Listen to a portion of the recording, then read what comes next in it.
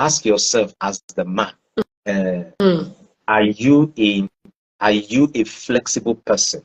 So I put here on one of my points on the vitals, I said the need to maintain flexibility. So can you accommodate different opinions and views, whether the views are right or whether the views are wrong?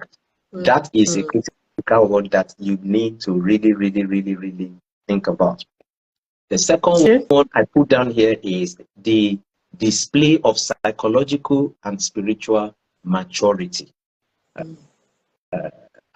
Because we've seen people, hundreds and hundreds of people that we've taken through. There are, myself and my wife, we've noticed this, that there are people that have more naughty issues, and they're able to navigate through the challenge. And today they are experiencing blissful relationship.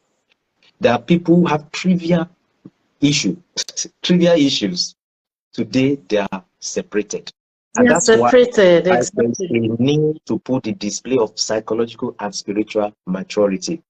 Some people use trivial issues and don't resolve it properly to the point where it becomes degenerated. And once it's degenerated, it becomes so messy that there's no how you can go about it. They drag their siblings in, they drag their parents in, they drag their friends in. In some instances, they even drag their staff in terms of, they drag so many things in, and that's just when you are getting to hear a lot of damages have been done, and therefore hardly could it be remedied. And none of them, even though with that it's still remedy, you can still remedy it, but both parties, either or both parties, are not even willing to now put in the work that is required to get themselves off and be on that plane again where they can start experiencing bliss. So that need for psychological and spiritual maturity is very key, and that's why I put it there as also one of the vitals.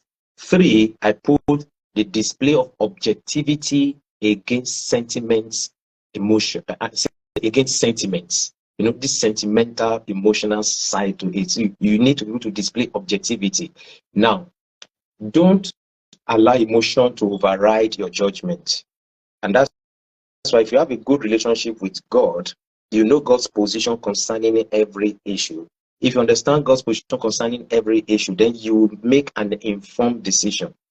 At the point where there's negative, heightened emotion, you don't want to make decisions at that point in time. You don't want to utter words at that point in time, because you will live to regret some words that will come out of your mouth. Let me share a personal experience. When we just got married, the first few months, I have this notion that the more quiet the more I'm able to keep quiet and not respond to disagreement, the more mature I am. You know, it's like sweeping issues under the carpet, like people will say. I wasn't addressing the issue when I have an issue with it. My wife is the type that if there are issues, let us resolve it. Because by my personality, I don't like confrontation. Because I don't like confrontation, I will swallow the thing. Not the swallowing.